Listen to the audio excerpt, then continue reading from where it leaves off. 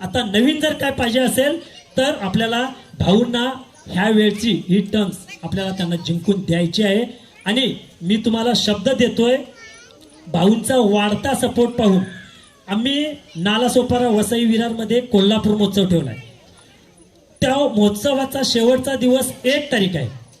त्या दिवशी कुस्त्या आहेत आणि त्या दिवशी भाऊ गुलाल उधळायला नालासोपारामध्ये उपस्थित असतील।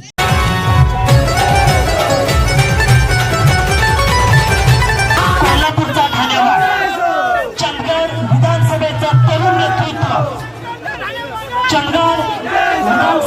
तरुण नेतृत्व कोल्हापूरचा ठाण्यावर तुमचे आमचे सर्वांचे लाडके भाऊ माननीय श्री शिवाजीराव पाटील साहेब आज इकडे उपस्थित राहिले।